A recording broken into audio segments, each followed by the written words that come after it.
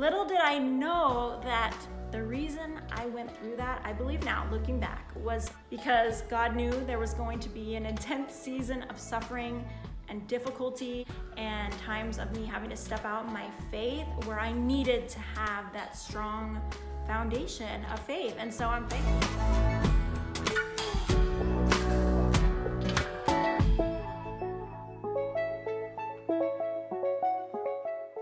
Hey guys, welcome back to my channel. I'm so glad you are here.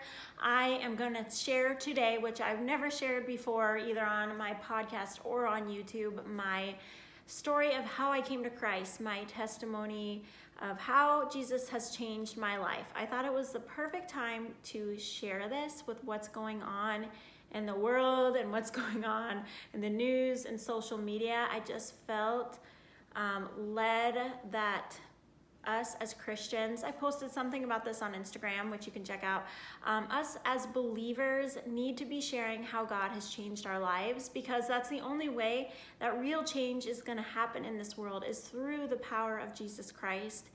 And I feel like so many of us can get caught up in like the surface issues and forget the root issues, and I have been guilty of that as well. And so today I'm going to share that. I'm going to share my testimony of how I came to Christ at a young age, grew up in a Christian home, and what the huge turning point was in my walk with God, how things just changed dramatically at a point in my life. And then also I want to touch a little bit near the end about this trend of deconversion. If you've seen in the news Hawk Nelson, which I love that band, the leader of Hawk Nelson, I think his name is Jonathan, he came out saying, I'm deconverting, I'm not a Christian anymore.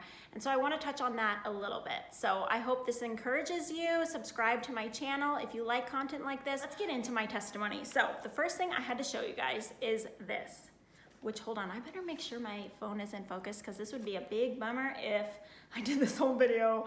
That's like my nightmare, you know, the whole video and I'm not in focus. Alrighty, we be good. So what I want to show you guys is this little, it's called a tract. So if you don't know what a tract is, I said tract, a tract. A track is like something that walks you through how to become a believer, like how to accept the gospel, how to choose to follow Jesus and accept him as your savior. So this is what my mom read to me one day. I think we were like sitting at the kitchen counter, and I think my mom asked me, do you want to receive Christ? I was 6 years old. It says 4/20/1995. Yes, I'm getting up there in years. So I was about 6 years old, and I made the decision to follow Jesus, and best decision I've ever made in my entire life. So 6 years old, I become a Christian. Let me just tell you how I was raised. My dad's a pastor, has been a pastor my whole life. He's been a pastor since he was like 21. So I grew up in a strong Christian home. My parents are an awesome example of a godly marriage. I have one older sister. Grew up in the church. I went to Christian school, and then I was homeschooled, and then I went to Christian school, and then I was homeschooled. So you can imagine, like, conservative Christian home, but I hate that how some people look at that as like a negative thing, like, oh yeah, we're so sheltered, and like, but now I look back and now I'm a parent, and I'm so thankful that I grew up in a conservative Christian home. Like, so thankful for the values my parents taught me, for them helping me grow in my walk with God. Like, it was so great having my dad as a pastor, and my mom really knows the Bible as well, that we could have conversations about questions I had. Like, my family was always very open. Like, we could talk about things, and I felt like I could ask questions, and they really instilled in me at a young age the importance of prayer and reading the word and spending time with God. And so at a young age, like, they got me like a little precious moments, Bible devotional, like a little devotional book that they encouraged me. They'd be like, did you spend time with God today? And that helped me set the foundation of making a priority for God throughout my life. Now I'm 31, and realizing how important that is at a young age. Now I'm passing that off to my daughter, encouraging her, did you read your little storybook Bible today? I was the type of girl that liked to make people happy. I'm going back to my story here. I liked to not rock the boat. I was kind of a people pleaser. And then suddenly I went to Christian school in 5th grade, 6th grade, and the beginning of 7th grade. And this was kind of one crossroads in my life, I guess, in a sense, or maybe my first like time of suffering. So I went to this very small Christian school, had a very small class, and during those 2.5 years, I dealt with some teasing, being made fun of, having to have the choice, me having to make the choice if I was going to do the right thing or not. You think in a Christian school that it's going to be all easy peasy and everybody's going to be on the same page. Well, that's not what it was like. And I really had to make some choices, like, am I going to do the right thing, or am I going to do what everybody else is doing? And I remember coming home from school crying, like feeling like the misfit, like that I didn't fit in, and that it was really hard. Like, I remember too, like being embarrassed about like the clothes I wore at school, because I had been homeschooled before, and then going to this Christian school and feeling like I don't have any cute clothes and I wear just thrifted clothes. That was the phase when thrifted clothing was not cool. Like, it was like, oh, you got that from a thrift store? Well, I got my cool like Hollister and like Abercrombie like clothes, you know? And my parents were so sweet. I remember they took me out and got me 2 like brand new shirts, and it just helped like boost my confidence a little bit, you know? But that was a really hard time. Well, then that went on for 2.5 years. And then like halfway through my 7th grade year, I got pulled out of that school because my dad, as a pastor, unfortunately went through burnout with depression, and he had to take some time off from working, like 6 months of a rest leave. So we went to California for 6 months and stayed at my grandparents' house. My grandparents, they always went to Arizona during the winter, so we stayed at their house. And that's when I started being homeschooled again, and I loved it. I'm like a homebody. I like being at home. Like, I love doing schoolwork with my cat on my lap. I actually have a picture of that. I will try to find that picture because I love that. Anyways, and I remember during that rest leave, this was another like point in my life where I just went a step further in growing closer with God, like becoming more mature in my faith. Up until that time, I had mainly just been reading like devotional books to spend time with God, but I hadn't sat down and like read through the Bible or read through like number of passages in the Bible. And during that rest leave, when we were in California, I started reading the Bible. I just realized like, it's time. I need to be actually reading the Word. And that was just a really cool like growing phase. All right, so fast forward. The next big time or season in my walk with God was I was newly married.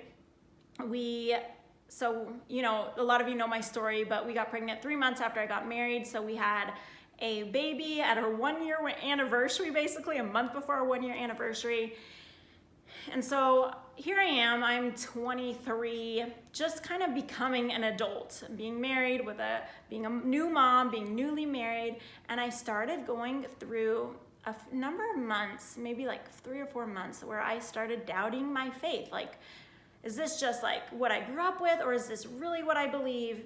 And it really kind of scared me, because I was like, what if this isn't the truth, and like my whole world comes crumbling down, and like I disappoint people and all those things.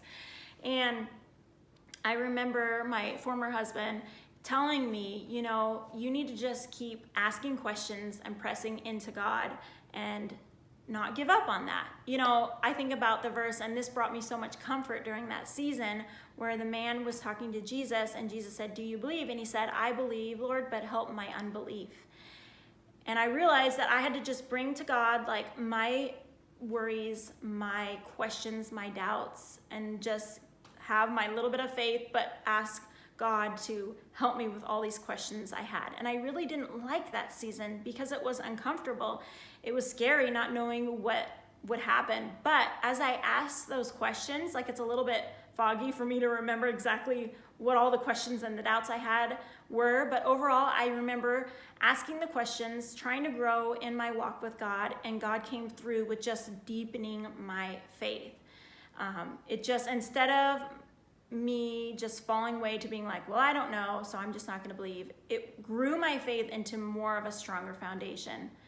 Little did I know that the reason I went through that, I believe now, looking back, was because God knew there was going to be an intense season of suffering and difficulty and times of me having to step out in my faith, where I needed to have that strong foundation of faith. And so I'm thankful that God used that season to prepare me. So what am I talking about? Many of you probably can guess it by now, But what God was preparing me for was my separation in my marriage and then eventually divorce.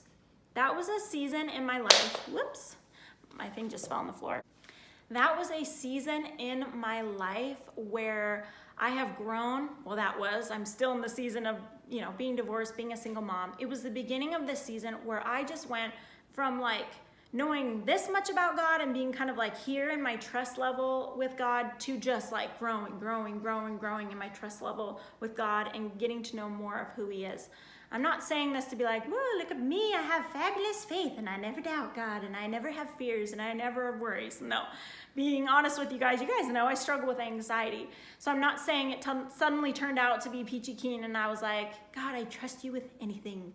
I still struggle with those things, but it was just another step. It was multiple steps of just growing deeper, because that was the point in my life for the first time, one where I experienced very intense hardship and suffering, but also it was the first time in my life where I really realized how much I needed God. It was like everything was stripped away, like my security, my comfort was stripped away, even my pride, because I was embarrassed that this is what I was going through, that my marriage was falling apart. All those things were stripping away. Well, even my thoughts of like, oh, that would never happen to me, I would never get divorced, those were kind of my thoughts before, like, well, if people get divorced, then there must be something, they didn't try hard enough, like those kind of thoughts. All of that got stripped away. And God kind of laid me bare to realize how much I needed Him, that I'm no better than anybody else, and just giving me the opportunity to see God provide, to see God's faithfulness in my life, to see that what God says in His word, like His promises that He says, like that He will take care of us, that He will provide for us, like no good thing does the Lord withhold from those who walk uprightly. Just God's promises to take care and provide for us. Like I saw and I still see God follow through with those things. It was just amazing for me to finally just see that, yes, like God is a good God, that God is a healer, that God brings beauty from ashes. I know we hear that statement a lot and it kind of has become cliche and doesn't have the power that it maybe used to have, but really that's what I've seen in my life. I've seen that without Christ, going through separation and divorce, being a single mom, the beginning of my single motherhood journey, like I had a almost 3-year-old and I was pregnant, and I was so vulnerable and I was so scared, and yet God took care of me, above and beyond. And I have so many stories, you guys, of throughout, now I've been a single mom for almost 5 years. It'll be 5 years in November. I have so many stories of how I didn't know how this was going to work out and God provided money, or I didn't know how I was going to make it emotionally through this difficulty and God came through. I have so many stories of that and I would love to share more of them with you guys. And I have so many times where I'm just like the Israelites, where God did so many amazing things and yet they still were doubting God. They still were whining and complaining and being like, God, aren't you going to come through? I have so many times of that, but yet God, He's so gracious, isn't He? He's so gracious. He's so loving. He's so forgiving to never say to me, Molly, I can't believe that after all we've been through that you don't fully trust me. God is so gracious to say, you know what, Molly, I want you to trust me, and it grieves my heart when you let yourself go to fear and anxiety, but I still love you and I'm going to show you that I'm going to take care of you. And I'm getting a little emotional right now. I'm just so thankful for that. And I am thankful for what I've gone through when it comes to divorce and separation, because before that, I think people kind of saw me as the goody-goody, perfect girl. Oh, she grew up in a Christian home. Her dad's a pastor. Everything's gone great for her. And it was I had, things were great. And I had a few seasons of difficulties, but overall, nothing really tragic, And now I feel like it can connect to so many more women. I feel like I have a testimony of God's goodness in my life. That's kind of what propelled me to want to share with people more, my story, and to share how God's been faithful to me. So that's kind of my testimony, my story. I know there's so many more things. There's so many more journeys and adventures that I'm going to be going on with God, where he's going to teach me new things. And I just want to touch on near the end here something that has just kind of stuck out to me in this whole deconversion trend. You know, we've had the guy from I Kiss Dating Goodbye. I forgot his name. I should know his name. Well, he came out saying, I'm not a believer anymore. We've had like the guy from Hillsong, and now we've had the main guy of Hawk Nelson. I think his name is Jonathan from Hawk Nelson, shared, I hope his name is Jonathan, or that's going to be kind of embarrassing that I said the wrong name. But what he shared on his big Instagram post about why he walked away from God, one thing that really stuck out to me and made me really sad was he said, my wife and I, like, we never enjoyed reading the Bible. We never enjoyed going to church. And maybe he said one other thing they didn't enjoy. And what made me really sad about that is the fact that in the world that we live in today, we're very emotions based. It's like, well, if I don't feel something, then maybe it's not true. Or, you know, if I don't feel good about my walk with God, or I don't feel like I'm learning anything, then like maybe God isn't real. Or I don't really like going to church, so maybe it's just not for me. And I want to encourage you to not base your faith in God off of feelings. Feelings are so conflicting. Feelings are so, they can lie to us very easily, and feelings are very strong and very powerful. I've experienced that in my life, you know, being somewhat emotional, a little bit dramatic kind of person. Like, I wouldn't say I'm super dramatic, but you know, you watch my YouTube videos, you guys, I'm a little bit dramatic. Feelings can mislead us so easily. And as we mature, if you look at somebody who's really strong in their walk with God, you will see that amidst the highs and the lows of life, they have this stability to them. Because Jesus is what keeps us stable, not our emotions, not our feelings. It's Jesus, and it's being obedient to him. And as we obey him, he comes through, and he comes through in amazing ways to take care of us. And so I would encourage you, don't fall prey to the feelings trap. I'm not saying this as judgment on anybody, because I've been guilty of it myself. I'm encouraging you, and I hope that will just like speak to your heart, because in all relationships and anything that is good and of worthwhile in life, those things are hard. I think about parenting, motherhood. I think about marriage. I think about working out. I've been trying to exercise. I think about eating healthy. All those things are hard. And a lot of times we don't feel like being the best parent, or we don't always feel maybe in love in marriage, or we don't even always feel like eating healthy or working out. And sometimes when they're in the midst of those things, we feel like, man, all these things that I'm doing for this person, or all these times I'm working out or trying to eat healthy, like it's not having any effect. It's not creating any change. And then sometimes we give up. But really it takes time, and it takes the day by day being faithful to God. And over time, slowly but surely, we will see progress. We will see God work in our lives. And in me walking with Christ, let's see, it's been 25 years now. Not all of my moments with God have been highs. Guys, there's many times where I'm like, I don't really want to read the Bible. I don't really want to pray. Or even times where I'm like, I don't really feel like going to church.